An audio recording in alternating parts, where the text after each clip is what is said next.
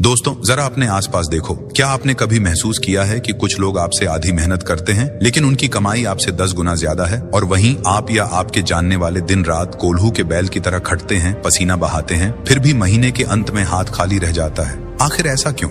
क्या भगवान ने उनकी किस्मत सोने की कलम से लिखी है और आपकी नहीं? बिल्कुल नहीं। फर्क किस्मत का नहीं, खिलाड़ी का है। फर्क सोच और चालाकी का है। आचार्य चाणक्य ने सदियों पहले एक कड़वा सच कहा था, मेहनत से सिर्फ पसीना बहता है लेकिन दिमाग से दौलत बनती है। अगर आप भी मेहनत कर करके थक चुके हैं और वो रिजल्ट नहीं मिल रहा जिसके आप हकदार हैं, तो यह वीडियो आज आपकी आंखें ही नहीं, आपका नसीब भी खोल देगा। और हाँ, इस वीडियो को बीच में छोड़ने की गलती मत करना, क्योंकि बिल्कुल आखिर में मैं चाणक्य की वह गुप्त धन नीति बताऊंगा जो आज तक सिर्फ अमीरों को पता थी। वह एक सीक्रेट आपकी पूरी जिंदगी के समीकरण को बदल सकता है। तो चलिए बिना पलक झपकाए शुरू करते हैं। धन की देवी लक्ष्मी श्रम से नहीं, नीति से आती है। तक्षशिला का गुरुकुल। रात का समय था, चारों ओर गहरा सन्नाटा था, केवल एक दिए की लौ फड़फड़ा रही थी। आचार्य चाणक्य अपने शिष्यों को राजनीति और सत्ता के गहरे रहस्य समझा रहे थे। तभी भीड़ में से एक युवा और तेज तर्रार शिष्य खड़ा हुआ। उसकी आंखों में एक बेचैनी थी। उसने पूछा, आचार्य क्षमा करें, पर एक द्वंद्व है मेरे मन में। यदि मुझे अपार धन और लक्ष्मी प्राप्त करनी हो तो क्या मुझे दिन रात कठोर परिश्रम करना होगा? क्या पसीना ही सफलता का मूल्य है? पूरे कक्ष में सन्नाटा छा गया। ये सवाल हर उस इंसान का था जो मेहनत करके भी गरीब था। चाणक्य की आंखों में एक चमक आई। उन्होंने उस शिष्य को देखा और एक कठोर सत्य बोला, पुत्र, यदि लक्ष्मी केवल कठोर श्रम से मिलती तो जंगल में लकड़ी काटने वाला या खेत में हल चलाने वाला किसान इस धरती का सबसे धनी व्यक्ति होता। यदि मेहनत ही सब कुछ होती तो विशाल हाथी को नचाने वाला महावत सम्राट होता, सेवक नहीं। शिष्य सन्न रह गया। उसकी पुरानी धारणा टूट रही थी। चाणक्य ने आगे कहा, श्रम आवश्यक है लेकिन वह सिर्फ नींव है, महल नहीं। लक्ष्मी उसी के पास आती है जो नीति जानता है, जो कब, क्या और कैसे करना है यह जानता है। चाणक्य अपनी जगह से उठे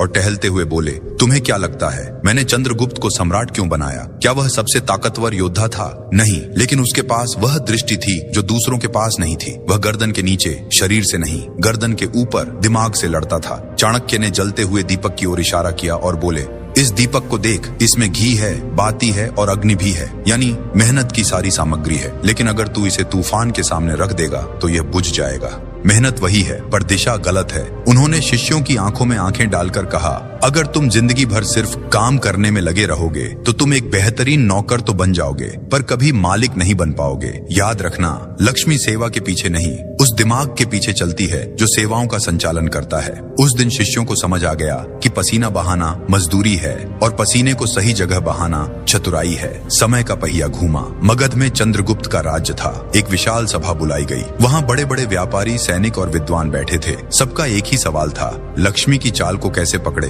अमीर कैसे बने। मंच पर आचार्य चाणक्य आए। माहौल एकदम शांत हो गया। उन्होंने सभा को संबोधित करते हुए एक ऐसी बात कही जो आज के शेयर बाजार, स्टॉक मार्केट और बिजनेस पर भी लागू होती है। वे बोले, धन का चरित्र पानी जैसा है, जहाँ गहराई और शुद्धता होगी वह वहीं रुकेगा, जहाँ लालच और हड़बड़ाहट होगी वहाँ से बह जाएगा। उन्होंने किसानों की ओर देखा। सिर्फ खेत जोतने से फसल नहीं आती, सही समय पर बीज बोने से आती है। मेहनत महत्वपूर्ण नहीं है, वरन समय महत्वपूर्ण है। फिर व्यापारियों से कहा, मुनाफा दुकान पर दिन भर बैठने से नहीं होता। मुनाफा तब होता है जब तुम वह बेचते हो जिसकी लोगों को कल जरूरत पड़ने वाली है। अवसर को आज नहीं, कल की नजर से देखो। चंद्रगुप्त ने पूछा, आचार्य, क्या एक गरीब भी अमीर बन सकता है? चाणक्य मुस्कुराए, सम्राट, जब मैंने तुम्हें चुना था तुम्हारे पास फूटी कौड़ी नहीं थी, लेकिन तुम्हारे पास नीति थी। गरीब वह नहीं जिसके पास धन नहीं, गरीब वह है जिसके पास धन कमाने की योजना नहीं है। उस रात सभा खत्म होने के बाद वर्धन नाम का एक व्यापारी छिपते छिपाते चाणक्य के कक्ष में पहुंचा।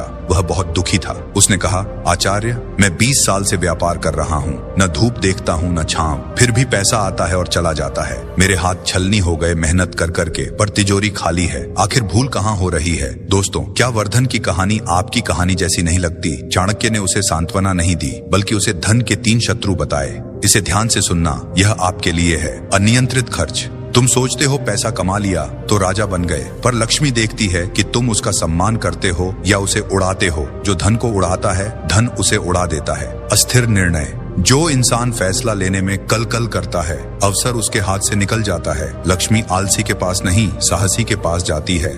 आत्मशंका, जो खुद को ही गरीब मानता है उसे दुनिया का कोई खजाना अमीर नहीं बना सकता। चाणक्य ने वर्धन के कान में एक मंत्र दिया, वर्धन, धन की देवी को सोने की माला नहीं चाहिए, उसे ऐसा दिमाग चाहिए जो ठंडा हो और ऐसी योजना चाहिए जो पक्की हो। आज से मेहनत कम, विश्लेषण ज्यादा कर। वर्धन ने उस दिन से गधे वाली मेहनत छोड़ी और शेर वाली रणनीति अपनाई। दोस्तों, आपने वीडियो यहाँ तक देखा है, इसका मतलब आपके अंदर वह आग है जो अमीर बनने के लिए चाहिए। अब मैं आपको चाणक्य की वो 7 नीतियां बताने जा रहा हूँ जो आपकी मेहनत को दौलत में बदल देंगी। एक एक शब्द को दिमाग में छाप लो।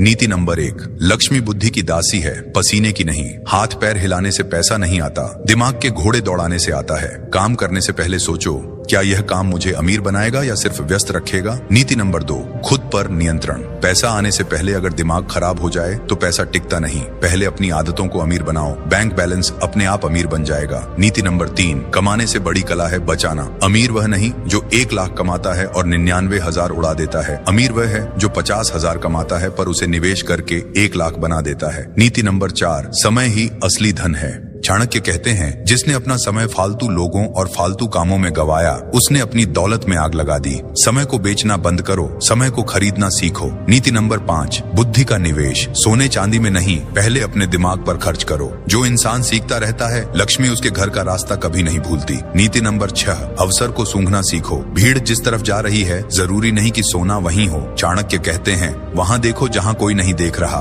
अवसर समस्याओं के भेष में आते हैं। नीति नंबर 7, दीवारें मजबूत करो। पैसा कमाना आसान है, उसे रोक कर रखना मुश्किल। अपनी सुरक्षा, अपनी योजना और अपने परिवार के भविष्य के लिए धन का किला बनाओ। अंत में आचार्य चाणक्य का यह सार याद रखना, श्रमिक बदलते रहते हैं लेकिन नीति बनाने वाले राज करते हैं। फैसला आपका है, आपको रथ का पहिया बनकर घिसना है या रथ पर सवार होकर दुनिया जीतनी है। अगर आज इस वीडियो ने आपके दिमाग की बत्ती जलाई है, अगर आपको लगा कि आज आपने कुछ नया सीखा है, तो यह चैनल सिर्फ एक चैनल नहीं, आपकी सफलता का साथी है। अभी लाइक बटन दबाएं ताकि यह वीडियो उन लोगों तक पहुंचे जिन्हें इसकी जरूरत है। और हाँ, अगर आप चाहते हैं कि हम चाणक्य की ऐसी ही और गुप्त नीतियां लाएं, तो चैनल को सब्सक्राइब करें। मिलते हैं अगले वीडियो में एक नई सोच के साथ। तब तक मेहनत नहीं, नीति से काम लें। धन्यवाद।